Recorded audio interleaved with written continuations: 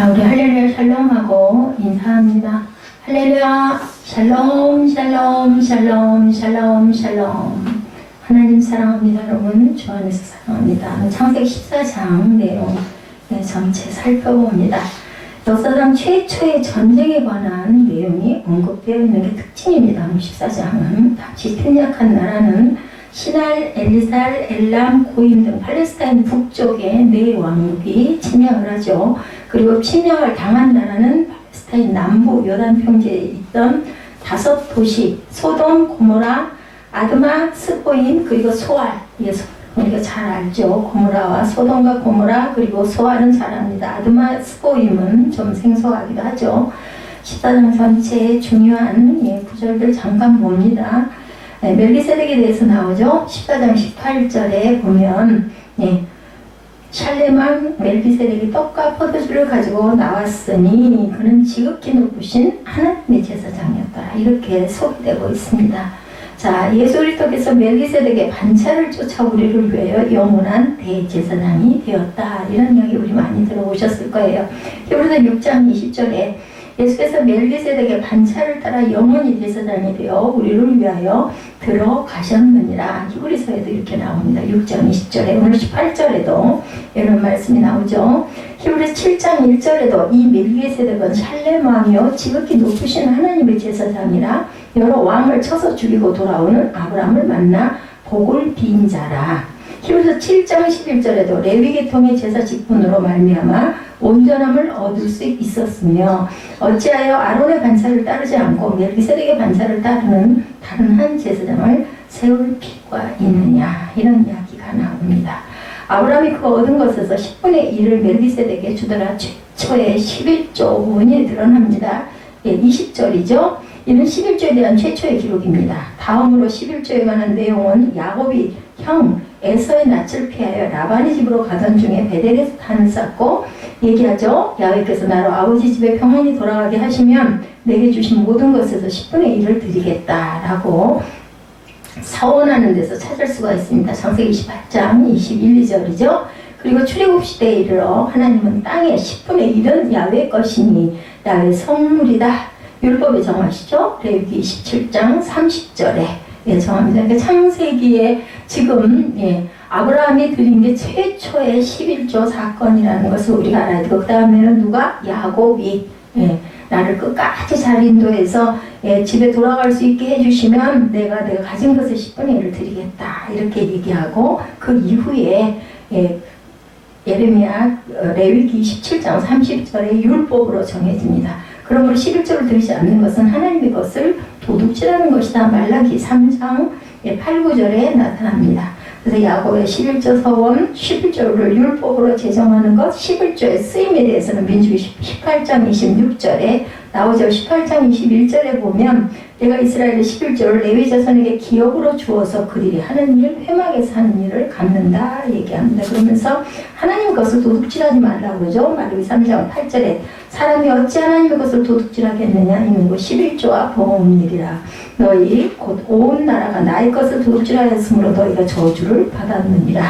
이렇게 얘기합니다. 11조를 율법으로 제정한 레위기 17장 30절에는 땅의 10분의 1, 곧 그 땅의 곡식이나 나무 열매는 그 10분의 1은 야훼의 것이니 야훼의 성물이라. 신명기 14장 22절에 너는 마땅히 매년 토지소산의 11조를 드릴 것이며 이렇게 얘기를 하죠. 그래서 우리는 11조가 이렇게 탄생했는데 오늘 14장에 나와 있는 멜기세덱의 반차에 아브라함이 드린 그 10의 1이 드린 게 그것이 바로 11조의 가장 기초 첫 번째. 그 다음에는 야곱의 서원, 그죠? 야곱이 서원한 것은 창세기 그 18장에 나타나죠. 내가 집에 돌아가게 되면은 하나님께 드리겠습니다. 라는 그러한 그 서원이 드러납니다. 28장 22절이죠. 기둥을 세우고 하나님께 그런 기도를 하는 내용이 나타납니다. 오늘 다섯왕의 반역에 대해서 1절에서 12절에 나타나 있는데 소돔 전쟁은 성경에서 볼 수 있는 최초의 전쟁이다. 그러니까 오늘 14장에 최초의 것들이 많아요. 아브라함의 11조 서원, 그리고 소돔 전쟁이 최초의 전쟁이었다. 예, 이 다섯 왕은 그돌라오멜이 즉위한 때부터 12년간 공세를 바치다가 제13년에 거부하여 공세를 바치지 않게 됩니다. 이들 다섯 왕은 소돔 왕, 베라, 고모라 왕, 바르사, 아드마 왕, 시납, 스보임 왕, 세메벨, 벨라, 곧 소알 왕, 이렇게 다섯 왕으로 나타나 있는데, 가나안의 침범자에 대해서 오늘 본문 5절에 제14년에 그돌라오멜과 그와 함께하는 왕들이 나와 아스드롭, 가르나임에서 루바 족속을, 함에서 수스 족속을, 슈에 가다라임에서 엠 족속을 쳤다라고 얘기하죠. 6절에 가나안의 왕과 교전한 자에 대해서 9절에 엘람왕, 그돌라오멜과 고임왕, 다달과 시날왕, 아므라벨과 엘라살왕, 아리옹 네 왕이 곧 그 다섯 왕과 맞서 싸웠다라고 얘기합니다.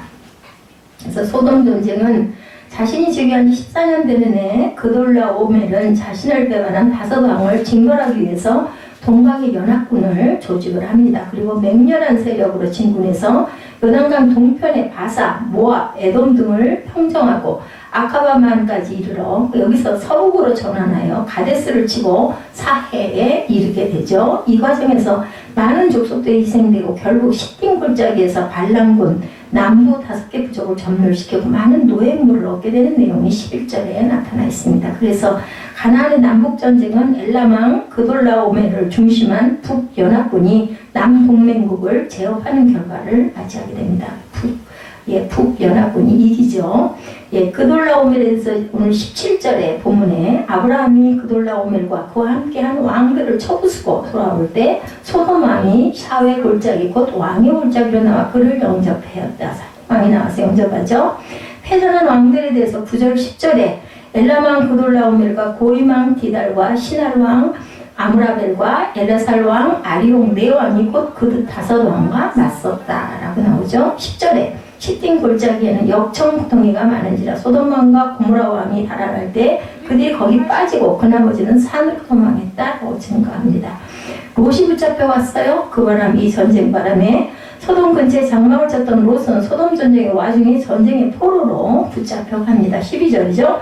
롯은 전에 아브라함과 결과하게 된 원인이었던 재산을 이제 이방인들에게 다 빼앗겨버립니다. 이방인들에게 빼앗길 바에는 그죠? 삼촌에게나 잘 그 인심이나 썼으면 좋았을 걸. 결국은 집안 돈이 되니까. 근데 결국은 적들에게 빼앗기고 붙잡혀 가기까지 합니다. 롯이 이기심 때문에 취했던 모든 재산을 약탈당한다. 물거품처럼 없어져 버린다. 이와 같이 롯이 결정한 세상적 선택의 결과는 우리에게 아주 엄숙한 교훈을 줍니다. 소돔에 거하게 된 롯에 대해서 창세기 13장 11절에 드러나죠. 그 지난주에. 그러므로 롯이 요단 온 지역을 택하고 동으로 옮기니 그들이 서로 떠난 지가 이제 바뀌었어요. 그래서 동과 서로는 아닙니다. 노략행위는 하나님의 심판의 도구다. 보라, 저녁에 두려움을 당하고 아침이 오기 전에 그들이 없어졌나니 이는 우리를 노략한 자들의 몫이요 우리를 강탈한 자들의 보응이다. 이렇게 증거합니다. 그래서 누가 구출을 해요? 삼촌인 아브라함이 롯을 구출하죠. 롯의 소식을 듣게 됩니다. 13절에 보면 롯의 종 중에서 도망한 자가 아브라함에게 가서 롯이 당한 상황을 전해주죠. 롯이 전쟁의 포로가 되어서 사로잡혀 갔다는 소식을 들은 아브라함은 집에서 기른 318명. 이야, 대단해요. 그죠? 집안이 엄청 대단했던 게 300명이나 되는 그러한 군대를 가지고 있었어요. 롯을 구출하려고 출발합니다. 백부장도 대단한데, 그죠? 100명의 대장인데, 이놈은 300명씩이나 본인이 먹이고 입히고, 그리고 데리고 있었던 그러한 그 아브라함 집안이 대단했던 거예요. 아브라함이 위험을 무릅쓰고 롯을 구하려는 계획은 용기 있는 행동이고, 과감한 결단이었다. 도망한 자가 알려주죠. 14장 13절에 도망한 자가 와서 히브리 사람 아브라함에게 알리니 그때 아브라함이 아모리 족속 마므레의 상수리 숲을 근처에 거주하였더라. 마므레는 에스골의 형제요 아넬의 형제라. 이들은 아브라함과 동맹한 사람이었더라. 이렇게 여기서 부원해서 설명을 합니다. 하나님의 뜻에 달려있죠. 욥기 12장 23절에 민족들을 커지게도 하시고 멸하기도 하시며 민족들을 널리 퍼지게도 하시고 다시 끌려가게도 하신다. 같이 고향을 떠나왔던 자 창세기 11장 31절에 데라가 그 아들 아브라함과 하란의 아들인 그의 손자 롯과 그의 며느리 아브라함의 아내 사레를 데리고 갈대아인의 우르를 떠나 가나안 땅으로 가고자 하더니 하란에 이르러 거기 후류했다. 데라 아브라함의 아버지 때에 어디에 하란에서 거류하죠. 그리고 200에 5세가 되어서 하란에서 죽어요, 데라가. 그러고 나서 이제 아브라함은 다시 가나안 땅을 향해서 떠나죠. 전쟁을 벌이는 아브라함에 대해서 그 후반절에 나타납니다. 롯의 소식을 듣고 이는 전쟁에 출전한 아브라함에게 진정한 형제를 느낄 수 있는데 굉장히 정말 그죠? 형제 자매를 사랑했던 그런 아브라함. 당시 그돌라오멜의 동맹군은 막강한 군대였어요. 정예 부대로 승리로 인해 사기가 충천했는데 얼마나 두려움도 있었을 텐데 이러한 상황에도 불구하고 아브라함은 그들과 싸웁니다. 이러한 아브라함의 행동은 전쟁을 하나님께 맡긴 신앙의 말로 하나님이 분명히 찾게 해주실 거다 이런 믿음을 가지고 있었어요. 진영의 배치와 행군에 대해서 민수기 2장 34절에 이스라엘 자손이 야훼께서 모세에게 명령하신 대로 다 준행하여 각기 종족과 조상의 가문에 따르며 자기들의 길을 따라 진치기도 하며 행진하기도 하였더라 이렇게 말씀하죠. 기습작전에 대해서 사사기 7장 15, 16절에 기드온이 그 꿈과 해몽하는 말을 듣고 경배하며 이스라엘 진영으로 돌아와 이르되 일어나 여호와께서 미디안과 그 모든 진영을 너희 손에 넘겨주셨느니라 하고 이렇게 얘기합니다. 예, 사사기 7장 16절에 보면 300명을 세대로 나누어 각 손에 나팔과 빈 항아리를 들고 항아리 안에 횃불을 감치고 기드온의 300명사 이야기죠. 헤어졌던 자를 위해서 창세기 13장 5, 6절에 아브라함의 일행 롯도 양과 소와 장막이 있으므로 그 땅이 그들이 동거하기 넉넉하지 못하므로 이는 그들의 소유가 많아 동거할 수 없었다. 헤어진 이유는 바로 이것입니다. 네, 결국 아브라함은 승리하죠. 하나님을 그렇게 의지하는데 하나님이 그냥 두시겠어요?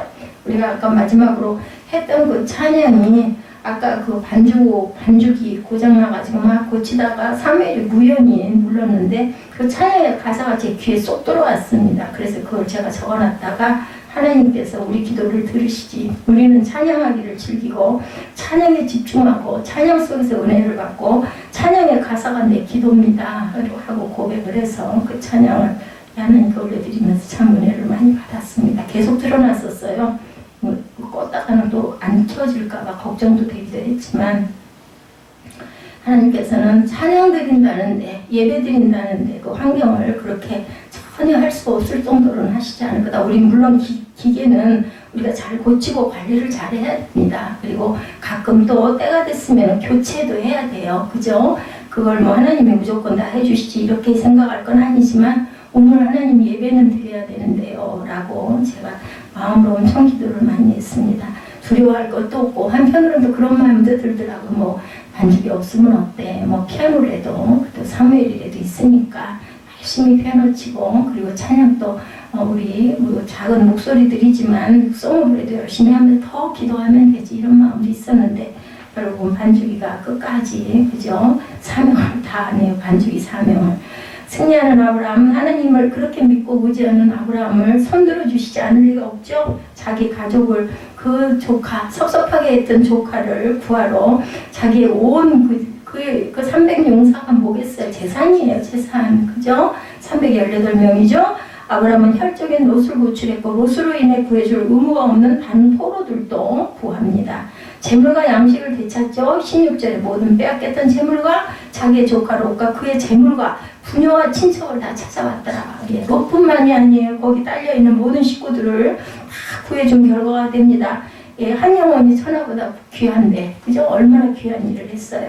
근면으로 얻은 것에 대해서 잠언 11장 16절에 유독한 여자는 존용을 얻고 근면한 남자는 재물을 얻느니라. 아브라함으로 인해 거듭 구출된 롯에 대해서 창세기 19장 29절에도 하나님 그 지역의 성을 멸하실 때 곧 롯이 거주하는 성을 엎으실 때 하나님이 아브라함을 생각하사 롯을 그 엎으시는 중에서 내보내셨더라.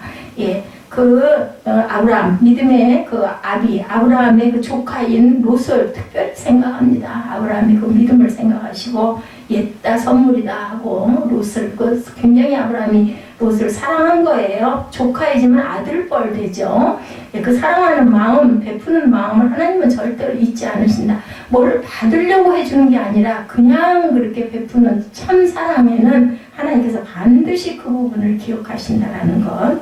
승리의 개선과 환영에 대해서 개선하죠. 아브라함이 전쟁에 가담한 근본 목적인 롯의 구출에 성공하고 소돔 사람의 필수품인 모든 재물도 되찾아옵니다. 이렇게 자신의 목숨한 배를 성취한 아브라함은 자신의 처소로 돌아옵니다. 아브라함이 전쟁에서 이기고 나라를 정복한 것은 그의 믿음 때문이었다. 히브리서 11장 34절에 증거합니다. 33절부터 한번 읽어보죠. 히브리서 11장 33, 4절.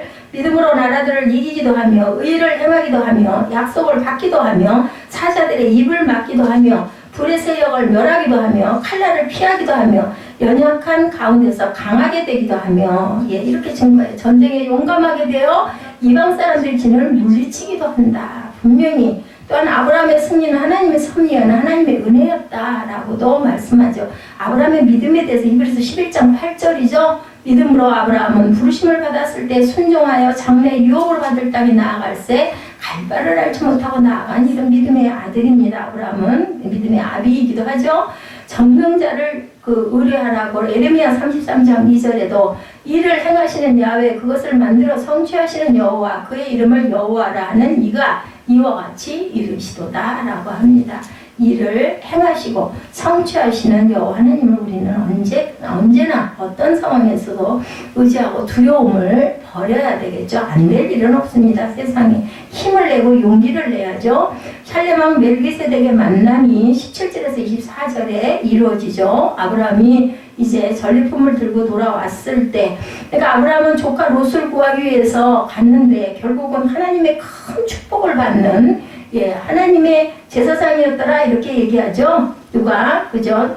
멜기세덱이 18절에 살림왕 멜기세덱이 떡과 포도주를 가지고 나왔어요. 보면 소돔 왕은 그냥 나왔죠. 샤의 골짜기 곧 왕의 골짜기로 나와 그를 영접했어요. 그죠? 아브라함을. 근데 살렘왕 멜기세덱은 떡과 포도주를 가지고 나와서 그는 지극히 높으신 하나님의 제사장에게 축복을 받은 거예요. 이런 축복을 하나님께서 생각하지 않고 뭔가를 이렇게 하면은 이걸 주겠지 그런 생각이 아닌 정말 사랑으로 헌신하는 그러한 사랑에는 하나님께서 더 큰 축복을 이렇게 주신다는 것을 우리가 알게 됩니다. 멜기세덱은 가나안 왕이고 살렘을 통치했고 살렘 왕 멜기세덱이라고 그러죠. 우상 숭배가 극심한 땅에서 순수한 바른 신앙을 보존한 왕이기도 하고 또한 하나님을 섬기는 제사장이다. 19절에도 그렇게 얘기합니다. 그가 아브라함에게 축복하여 이르되 천지의 주제이시오 지극히 높으신 하나님이여 아브라함에게 복을 주옵소서 이렇게 축복을 합니다. 의의 왕이죠. 히브리서 7장 2절에 보면 아브라함이 모든 것의 10분의 1을 그에게 나누어 주니라. 그 이름을 해석하면 먼저는 의의 왕이요 그 다음은 살렘 왕이 곧 평강의 왕이다 라고 얘기합니다. 살렘의 왕에 대해서 18, 19절에도 증거하죠. 살렘 왕 멜기세덱이 떡과 포도주를 가지고 나왔으니 그는 지극히 높으신 하나님의 제사장이었더라. 그가 아브라함에게 축복하여 천지의 주제시여 지극히 높으신 하나님이 하나님께 간구하죠. 아브라함에게 복을 주옵소서. 아브라함의 반응입니다. 20절에 아브라함은 하나님께 자신의 축복을 비는 멜기세덱에게 전리품 중 10분의 1을 따로 떼어 하나님의 제사장 멜기세덱에게 줍니다. 11조하는 첫 번째 행위죠. 이와 같은 아브라함의 행동은 멜기세덱의 제사장 직분을 인정하는 것일 뿐만 아니라 승리를 쟁취할 수 있게 만드신 하나님께 감사하는 행위. 그래서 11조는 이것은 제게 아니라 하나님 겁니다 라는 고백이라는 거죠. 그리고 소돔 왕의 전리품을 취하도록 제안했을 때 아브라함은 단호하게 거절하죠. 20절에 하나님께 자신의 축복을 비는 멜기세덱의 전리품 중 10분의 1을 따로 하나님의 제사장인 멜기세덱에게 주었더라. 레위기 27장 30절에도 그리고 그 땅의 10분의 1 곧 그 땅의 곡식이나 나무의 열매는 그 10분의 1은 야훼 것이니 야훼의 선물이다. 레위기 위에도 이렇게 나와 있습니다. 그래서 14장의 전체적인 뜻은 타락한 인간의 욕심은 이제 개인에 그치지 않고 커다란 집단 살인 즉 전쟁까지 일으키는 그런 상황. 첫 번째 전쟁이라고 제가 말씀드렸죠. 14장에 나타난 이 전쟁이 첫 번째 전쟁의 사건입니다. 이와 같은 사실은 오늘날 살아가는 우리들에게도 적용을 해봐야 되겠죠. 선과 악이 교차하는 이 세상에서 우리는 타락한 인간의 욕심을 버리고 선을 추구하고 모든 인류를 내 몸같이 사랑해야 합니다. 그렇죠. 그래서 하나님께서 우리에게 영혼의 축복, 어제 의사 선생님 말씀 속에서 제가 또 하나 깊은 거를 깨달은 거는 속상한 건 뭐냐면 그분이 그렇게 얘기하더라고요. 예, 뭐 강아지를 하나 사랑을 했다. 근데 사랑을 쏟았는데 그 강아지가 죽었어요. 그러면 아이고 죽은 게 너무 불쌍하다라고 바라보지만 나는 살아있다라는 거죠. 그러면 우리 육체도 그런 시선으로 볼 수도 있지 않겠느냐. 그래서 저는 그분이 그 영생, 부활이라는 것을 생각하는구나. 뭐 기독교인인지 아닌지는 모르겠지만 근데 말도 중에 그랬어요. 우리 기독교인들은 또 뭐 이렇게 얘기를 하는 부분이 있어서는 그분이 믿음을 가지신 분이다라고 생각을 해요. 그리고 또 학교도 조선대학을 나왔던가요? 예, 그랬는데 어쨌든 거기도 크리스찬 학교라고 제가 알고 있습니다. 저희 집안에 진짜 조선대학교 들어가기 굉장히 어려워요. 서울대학교하고 버금간다라고 얘기할 정도로 굉장히 어려운 그러한 학교인데 거기를 그렇게 나오셨고 외과의 뭐 신혜선이라는 분의 그 수제자로 계셨다고 하더라고요. 근데 그분이 우리의 그 영혼과 몸을 따로 떼어서 생각하는 부분의 이야기를 이렇게 하는 걸 들으면서 우리 영은 영원히 살아있을 수 있지만 몸은 죽을 수도 있다는 거죠. 그렇기 때문에 그것을 불쌍히 여기는 마음을 갖고 따로 떼서 내가 그냥 몸이 죽으니까 나는 완전히 죽는다 이런 절망을 하지 말고 아이고 불쌍하다 아이고 긍휼하다 이런 마음으로 이렇게 따로 떼어서 바라보다 보면 더 담대하게 치료를 할 수 있고 또한 사망이나 이런 것에 대한 그런 우리 염려나 이런 부분 때문에 내가 포기하는 일이 없지 않겠느냐. 끝까지 우리는 예를 들어 뭐 애완동물을 이렇게 병이 나거나 했을 때 돌볼 때 끝까지 돌보지 않느냐는 거예요. 우리 몸이 죽으면 나가 완전히 죽는다라는 생각을 안 하면 치료에 도움이 된다고 생각하는 관점에 그런 변화를 이렇게 주는 얘기를 들으면서 저건 부활인데 이런 생각을 저는 해봤습니다. 아브라함에게 축복하는 부분이 쭉 22, 3, 4절까지 이렇게 해서 나오죠. 그래서 창세기 14장은 성경에 기록된 최초의 전쟁 이야기. 전쟁은 주로 돈 때문에 일어나죠. 소돔과 고모라가 엘람왕 그돌라오멜에게 12년간 조공을 바쳤는데 13년째 배반을 합니다. 그래서 엘람왕이 주변의 세 왕과 함께 소돔과 고모라를 침공한 거예요. 오늘 내용이 그 내용이죠.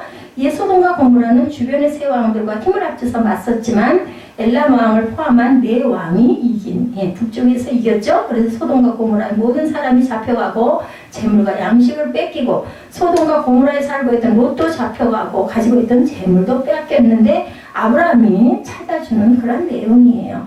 그래서 당시 마므레 상수리 숲을 근처에 가던 아브라함은 이 전쟁에 무관심할 수가 당연히 없었겠죠. 그리고 또 힘도 있었기 때문에 조카를 가서 구해오고 그리고 이 반대 세력을 쳐서 부숴야 되겠다라는 그러한 자기 종족을 보호하고 싶은 마음도 있었을 겁니다. 그래서 네 왕들은 전쟁에서 승리한 기쁨에 밤새 술을 먹고 잠들어 있는 사이 아브라함이 쳐들어가서 네 왕을 다 죽이고 사로잡혔던 부녀들과 백성들 그리고 약탈당했던 재물까지 다 찾아오죠. 위대한 승리자가 된 아브라함이 돌아오는 길에 왕복이라고도 불리는 샤웨 골짜기에서 두 명의 아브라함을 영접하는 사건 살레망 그죠? 그리고 그돌라오멜과 그와 함께하는 왕들을 쳐부수고 돌아올 때 소돔왕과 살레망 그죠? 멜기세덱 그리고 소돔왕 두 사람의 왕이 나와서 맞이하는 그런 영접하는 모습이 보입니다.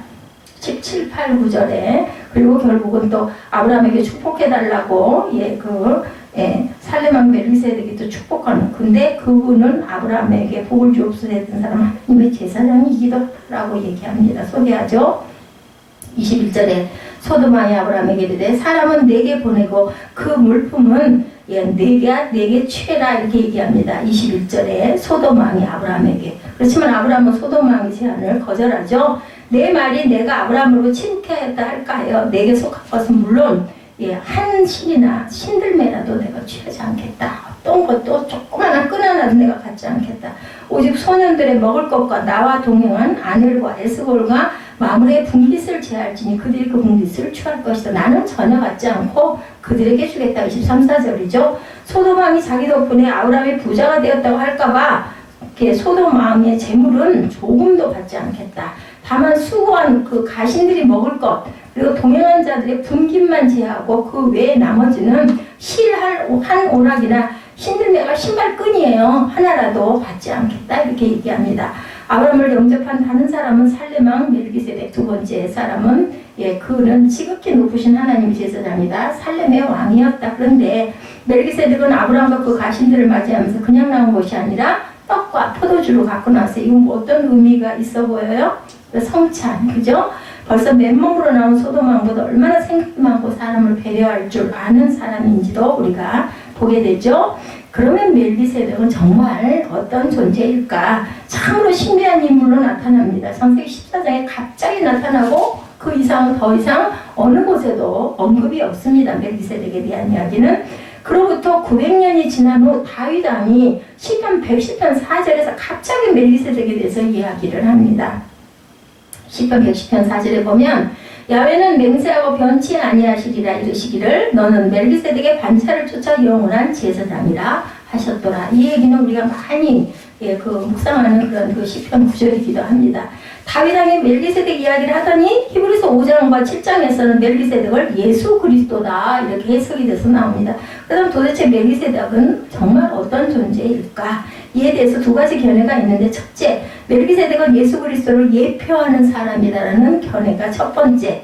멜기세덱은 우리와 같은 사람으로 후에 예루살렘이 되는 샬렘의 실제 왕이었고 또한 하나님의 제사장이었다. 이게 첫 번째 이 얘기는 드러났죠. 오늘 본문에서. 둘째, 멜기세덱은 단순한 사람이 아니라 성육신 하기 이전에 나타나신 예수 그리스도라는 견해입니다. 저는 이 부분에 동의를 합니다. 그 이유는 세 가지가 있어요. 첫 번째 이유는 아브라함에게 성육신하기 이전에 예수 그리스도가 나타나신 적이 한 번 더 있었죠. 창세기 18장에 보면 세 사람이 아브라함에게 나왔다라고 얘기합니다. 그중 한 사람은 여호와다 이렇게 얘기합니다. 18장에 보면. 그러니까 그 사람들 중 한 사람이 성육신하기 전에 예수 그리스도셨다라는 거죠. 그리고 나머지 두 사람은 천사들이었어요. 그래서 결국은 아브라함에게 나타나서 뭐라 그래요? 메시, 그죠? 사례가 이루어주겠다. 그 세 천사를 맞이해가지고 극진히 대접했더니 그런 축복을 받죠. 이처럼 그분은 예수 그리스도, 성육신하기 이전의 예수, 이분이 바로 살렘왕 멜기세덱이다 이렇게 얘기를 하는 거고, 두 번째는 만약 멜기세덱이 단순한 살렘의 왕이었다면 아브라함에게 덕분에 망하지 않게 되었다면 감사해야 하지 않았을까인 거예요. 그렇지만 멜기세덱은 아브라함에게 감사하다고 말하는 것이 아니라 아브라함을 축복했죠. 하나님께. 이것을 통해서 우리는 멜기세덱이 아브라함보다 높은 사람이다라는 것을 우리가 알 수가 있습니다. 그리고 아브라함이 이 멜기세덱에게 자기 가진 것을 10분의 1을 드리잖아요. 그러면 그 부분은 아브라함보다 훨씬 위에 있으니까 드리는 거죠. 11조를 드리는 건 우리가 누구에게 드려요? 하나님께 드리죠. 사람에게 목사에게 주는 게 아니에요. 하나님께 심는 겁니다. 이런 축복, 이것을 통해서 우리는 멜기세덱이 아브라함보다 훨씬 높은 분이다. 히브리서 7장 7절에 나타난 일어나고 낮은 자가 높은 자에게 복빌을 받느니라 라고 얘기합니다. 그렇죠. 대개는 위에서 축복을 해서 아래로 내리죠. 요즘에 서로 다 같은 왕 같은 제사장이다 해서 서로 축복을 하고 찬양도 하고 인사도 하고 하지만 대개는 그죠? 윗사람이 아랫사람에게 축복을 합니다. 창세기 14장 20절에 멜기세덱은 아브라함으로부터 11조를 받은 내용, 제가 말씀했던 것처럼 저도 이 부분에 동의하거든요. 이 세상에 다른 사람에게 11조를 받을 권리를 가진 사람은 아무도 없어요. 11조를 사람이 어떻게 받습니까? 하나님만 11조를 받을 수 있는 거죠. 종이 물론 그것으로 생활을 하기도 합니다만은 분명한 건 심는 거는 하나님께 심는 거다. 목사가 성도에게 11조를 받는다. 근데 그런 거는 틀린 얘기예요. 그냥 말을 편하게 하다 보니까, 그죠? 우리가 11조를 드리는 것은 하나님께 드리는 것이지 사람에게는 누구도 사람은 11조를 받을 권리는 없습니다. 그러므로 아브라함과 같이 위대한 분으로부터 11조를 받은 멜기세덱은 보통 인간을 넘어서는 존재인 것이 분명할 것이다 라는 겁니다. 세 번째 이유로는 멜기세덱은 왕이면서도 제사장으로 두 가지 직분을 한 몸에, 또 누구도 그래서 다윗도 그랬죠. 성경에는 왕이 제사장 직분을 겸할 수 없다 이렇게 나타나 있습니다. 성경 전체에서 왕과 제사장 직분을 함께 행하신 분은 예수 그리스도시고, 유다 왕이었던 우시아는 제사장만이 할 수 있는 분향을 하다가 그만 문둥병에 걸려서 결국에 홀로 거하면서 죽을 때까지 문둥병자로 살았습니다. 그러므로 멜기세덱은 단순히 그리스도를 예표한 사람이라고 볼 수가 없고 성육신하기 이전에 예수 그리스도인 것으로 보는 것이 옳지 않겠느냐 견해입니다. 아브라함은 예수 그리스도를 믿고 경배하며 11조를 드렸던 것이죠. 멜기세덱이라는 이름은 도대체 어떤 의미를 갖고 있을까? 멜기세덱이라는 말의 의미는 의의 왕이라고 하죠. 살렘 왕이라는 말의 의미는 평강의 왕을 뜻합니다. 의의 왕, 살렘 왕은 평강의 왕. 살롬 하지 않아요? 그죠? 이 멜기세덱은 살렘 왕이요 지극히 높으신 하나님의 제사장이라 여러 임금을 쳐서 죽이고 돌아온 아브라함을 만나 복을 빈 자라. 아브라함이 일제 10분의 1을 그에게 나눠 주니라. 그 이름을 번역한 즉 첫째 의의 왕이요 살렘 왕이니 곧 평강의 왕이다. 히브리서 10장 1, 2절에 증거되어 있는 내용 그대로입니다. 예수 그리스도는 의의 왕이고 평강의 왕이고 죄인에게 의를 나눠주신 왕이고 죄인들에게 평강을 주시는 왕이다. 이런 해석이 됩니다. 이 세상에 단 한 사람도 예외 없이 스스로 천국에 들어갈 만큼 충분히 의로운 사람은 아무도 없죠. 분명히 성경의 선언입니다. 내가 아무리 열심히 노력해도 천국에 내 힘으로 갈 수는 없어요. 우리는 다 의롭다 할 수가 없고 죄인들이기 때문에 의가 없는 존재이기 때문에 영혼에는 평강이 없는데 낮에는 웃고 다니는 사람도 밤이 되면 그죠? 염려 근심 없는 사람은 아무도 없죠. 근본적으로 영혼에 평강이 없다.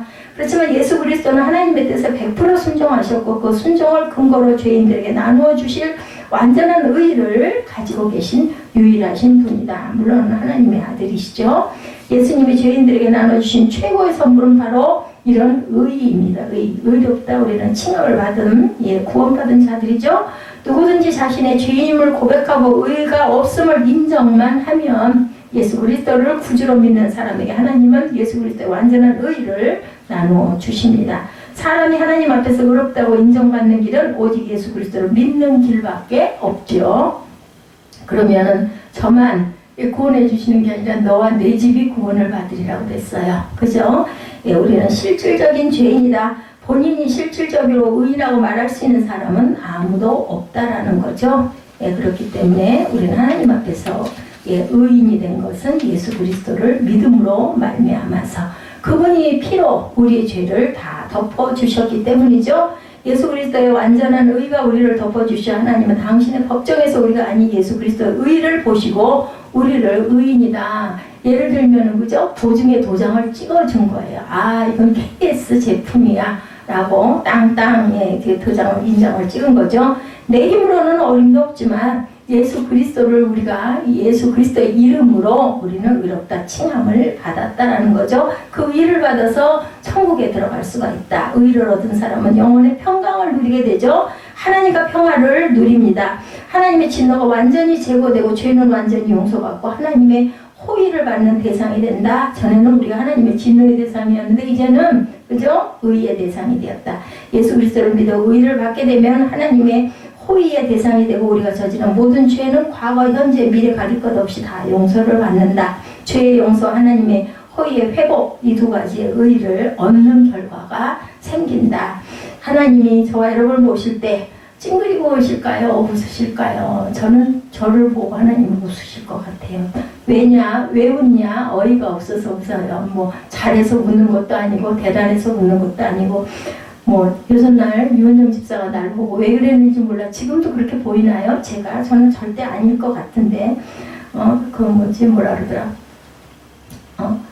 소녀 같은 우리 엄마 그러면서 평생 소녀하고는 웃으면서 아는데 그게 전 칭찬으로 절대 들리지 않았어요. 철이 없고 정말 부족하고 모자란다. 그저 철 안 나는 나이가 들어가지고 철이 안 나면 얼마나 그게 부끄러운 일이에요. 저는 그렇게 느껴지더라고요. 근데 하나님이 나를 볼 때는 아이고 이 애기 같은 녀석아 그러니까 옛날이나 지금이나 어째 철딱서니가 없니 그러고 어쩔 수 없어서 근데 그 음모나 뭔가 막 자기 욕심을 채우려고 하는 그런 어떤 그 검은 마음을 갖고 있지는 않은 거를 그래서 제가 그 얘기를 했네요. 답으로. 그래서 하나님이 종으로 세우셨지 않겠느냐고 그냥 그렇게 제가 근데 그냥 나도 모르게 그 답이 그 모습이 그 부족한 모습이 그 애기 같은 그 모습을 하나님이 그나마라도 인정을 해서 그게 내가 내 유익을 구하려고 그렇게 부는 게 아니라는 것을 하나님은 아시기 때문에 그래서 나를 종으로 세우시지 않으셨을까 했는데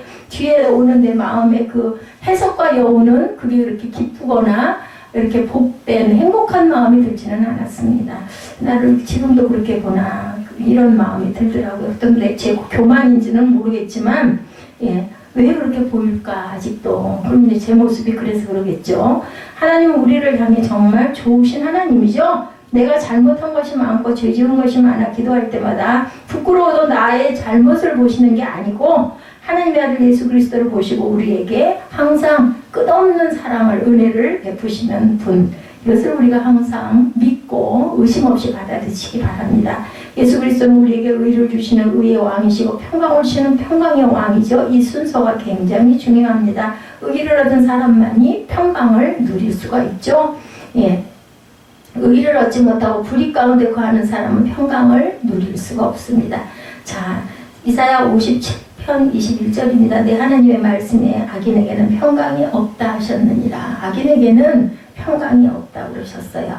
필리핀 교도소에 가보면 사람들이 굉장히 무섭다 그래요. 다리부터 얼굴까지 문신이 그려져 있고 눈빛도 아주 무섭답니다. 그런데 교도소 안에 있는 교회를 다니는 사람들을 보면 예, 얼굴 빛깔부터 색깔부터 눈빛깔부터 다르다 그러네요. 똑같은 죄수인데 눈동자가 빛나고 얼굴이 밝다 그래요. 그 안에서 이제 교화가 된 거죠. 그래서 예수를 믿는 분들은 또 똑같은 교회수복인데 의료 선교팀이 만들어서 그 예수 믿는 사람들에게는 옷을 입혀서 거기다가 이렇게 써놨대요. 프리덤 인 지저스라고 이렇게 썼다고 합니다. 죄수복을 입고 있는데도 옷에 적혀진 글씨처럼 몸은 감옥에 있어도 영원히 의를 얻음으로 하나님과 평강을 누리기 때문에 얼굴빛들이 이렇게 다르지 않을까. 우리가 앞으로 10년, 뭐 5년, 그죠? 우리 에스더 전도사 같은 경우에는 뭐 20년, 30년 그 이후에 내 모습에 그것이 예수를 닮은 정말 평강으로 환하게 빛나는 모습이기를 주님의 이름으로 축복합니다. 자, 침례교의 조상 가운데 좋은 번역 우리 너무 잘 알죠? 철로역정의 저자죠. 이분이 고민하는 문제가 있었다고 그래요. 하나님은 나를 받아주실까? 나는 어떻게 해야 하나님과 평강을 누릴 수가 있을까? 이 두 가지 문제를 가지고 항상 고민을 했다고 합니다. 오늘 제가 차를 운전을 하고 오면서 우연히 들은 내용 중에 김정한 목사님과 함께 어떤 그 병원 원장님이 간증을 하는 내용을 들어봤어요.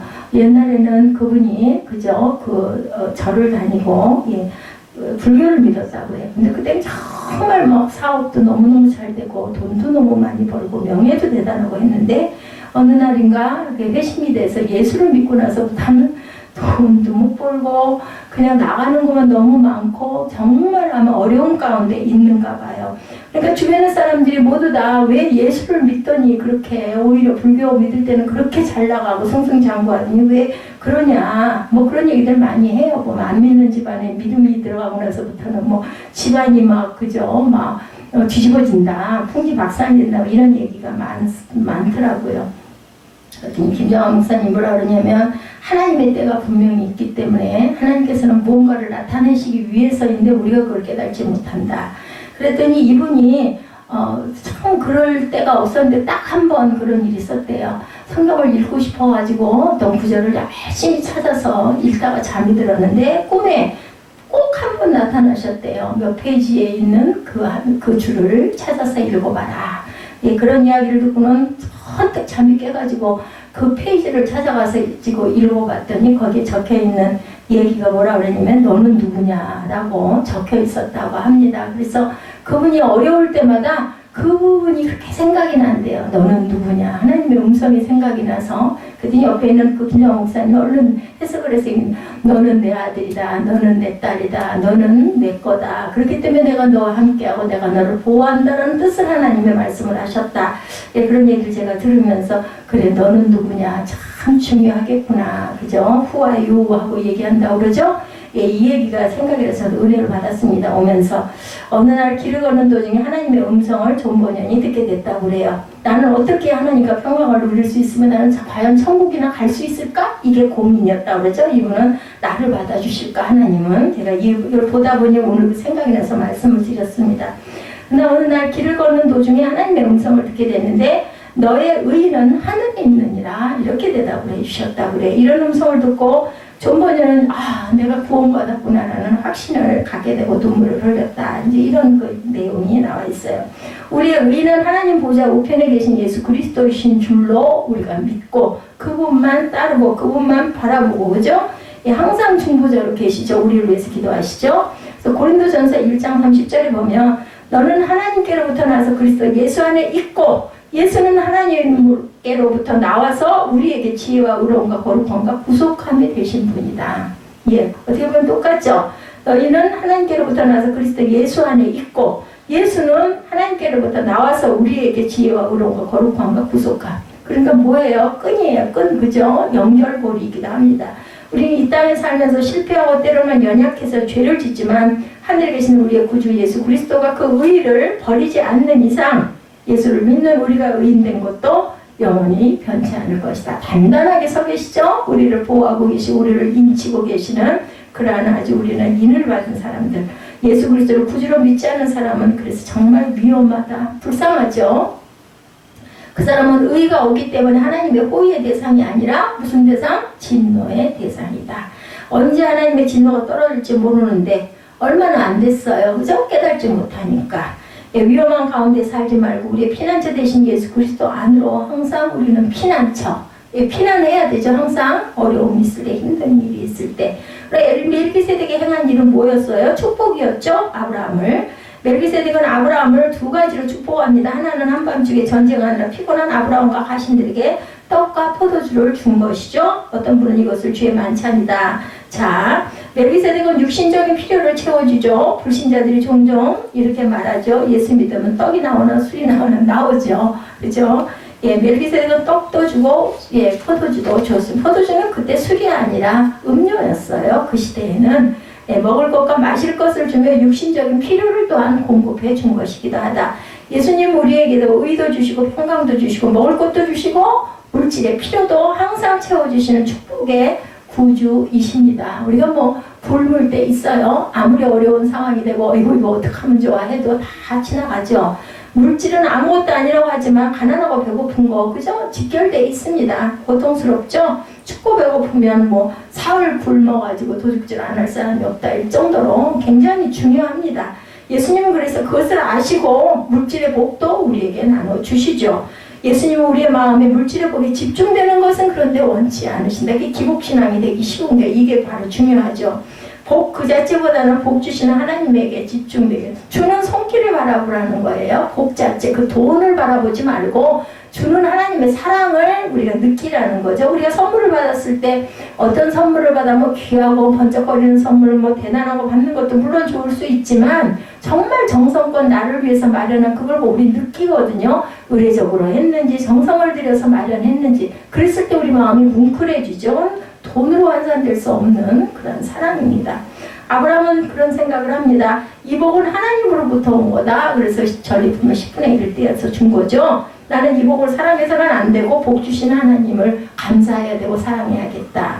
그러면 내가 복 주시는 하나님을 사랑하려면 어떻게 해야 될까? 내 믿음을 보여드리죠. 그래서 아브라함은 멜기세덱에게 11조를 믿음의 증표예요. 11조는 믿음의 고백이다. 신앙의 고백이다. 11조를 안 하는 사람은 마음이 하나님 쪽으로 믿음 쪽으로 들어가 있는 사람이 아니다. 그걸 보려면 지갑을 여는 걸 봐야 된다. 11조를 하나 그런 이야기들을 많이 합니다. 그래서 교회에서 재직을 선택할 때도 첫째 11조 생활을 하나 이걸 보죠. 뭐 뭘로 척도를 삼을 수가 없으니까.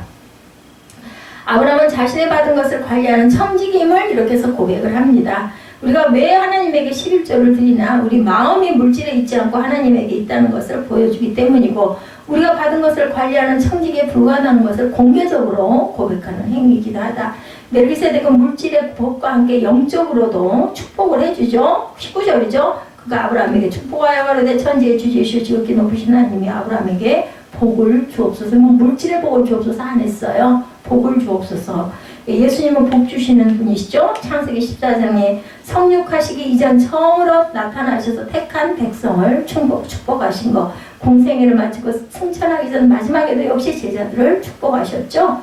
예, 뭐라 그래서 누가복음 24장 50절에서 51절입니다. 예수께서 저희를 데리고 베다니아까지 나가서 손을 들어 저에게 축복하시더니 축복하실 때 저희를 떠나 하늘로 올리우시니 이렇게 나타납니다.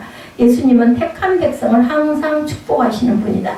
근데 예수님은 멜기세덱의 말처럼 복의 원천이 하나님 아버지다라고 말씀하시기도 합니다. 네, 너희 대적을 내 손에 붙이신 지극히 높으신 하나님을 찬송할지로다. 네, 아브라함이 그 얻은 것에서 10분의 1을 멜기세덱에게 주었더라. 하나님을 찬송하는 것 자체가 하나님께 감사하는 거죠. 지극히 높으신 하나님의 복의 원천이다. 이런 고백입니다. 그러므로 우리가 복을 받기 위해서는 어떻게 해야 될까? 하나님께 가까이 가야 되겠죠. 그래서 주께 가까이입니다. 야고보서 1장 17절에도 각양 좋은 은사와 온전한 선물이 다 위로부터 빛들의 아버지께로부터 내려오느니 그는 변함도 없으시고 회전하는 그림자도 없으시니라. 우리가 하나님께로 가서 아버지 나에게 복을 주옵소서. 그리고 자식의 복도 주시고 건강의 복도 주시고 물질의 복도 주시고 인기의 복도 주옵소서. 이렇게만 하면 하나님이 잘했다. 그런데 내가 그 복들을 다 내 아들에게 맡겨놨으니 내 아들에게 해라. 그래서 예수님의 이름으로 기도합니다. 들어갑니다.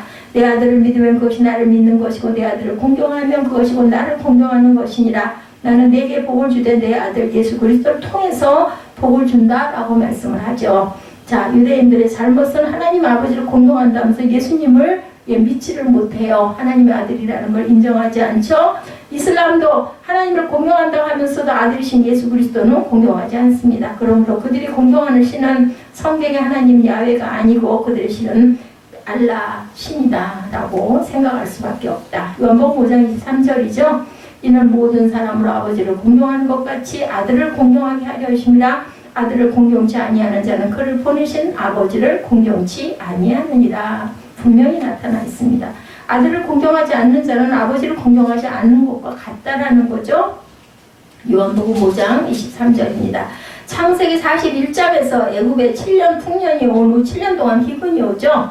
그래서 백성들이 바로왕에게 가서 곡물을 달라고 요청하니까 요셉이 곡물을 가지고 있으니 그에게로 가서 그가 시키는 대로 해라 이렇게 말하죠.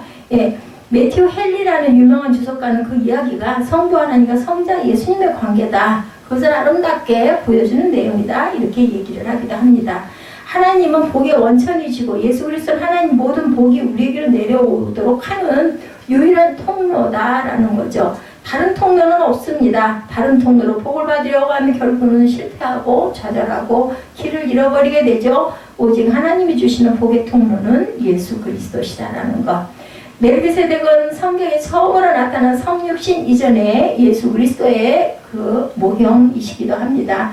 예표이시기도 합니다. 또 실제 그분이실 수도 있습니다. 멜기세덱은 의의 왕, 평강의 왕, 하나님 아버지의 모든 복이 오는 유일한 통로, 성육신하신 예수 그리스도 이전의 모습이다. 아브라함은 샤웨 골짜기에서 멜기세덱을 만나 엎드려 경배하고 11조를 첫 번째 가장 처음 11조를 드린 사건이기도 하다. 골짜기는 낮은 곳을 말하죠. 아브라함은 전쟁에 승리했지만 교만심을 갖지 않고 겸손한 마음으로 골짜기에서 멜기세덱을 만납니다. 교만은 예수 그리스도의 축복을 가로막는 최대의 장애물이라는 거. 나 잘났다 하는 그런 마음들은 장애물입니다. 하나님의 복은 위로부터 내려온 것이지 밑에서 올라가는 것은 결코 아니다. 위에서 낮은 곳으로 내려오기 때문에 낮은 곳에 있을 때 받을 수 있죠. 우리의 마음은 항상 예수님과 하나님 앞에서 겸손하고 낮아져야 되겠다라는 겁니다. 우리의 멜기세덱이신 예수 그리스도 앞에 무릎 꿇고 경배하며 마음과 물질로 공경해야 되겠죠. 예수님을 공경하는 그러한 삶이 저와 여러분의 삶이 되기를 축복합니다. 그것이 복된 인생이 되는 유일한 길, 그죠? 성도는 모든 하나님 아버지로부터 영육의 모든 복을 받게 되는 그러한 존재들이기 때문에 존귀한 자들이고, 우리가 성도가 되었을 때 하나님의 나라를 갈 수 있는 의의 자녀들이 된다는 것 잊지 않고, 아브라함이 하나님의 소유입니다, 하나님의 자녀입니다라는 고백을 했던 11조를 우리가 더욱더 귀하게 기쁨으로 하나님께 드리는, 그래서 의의 왕이다, 너는 정말 의의 사람이다라는 축복을 받는 저와 여러분 되시기를 주님의 이름으로 축복합니다. 우리 한 5분 동안 집중적으로 기도하고 축도로 예배를 마치도록 하죠.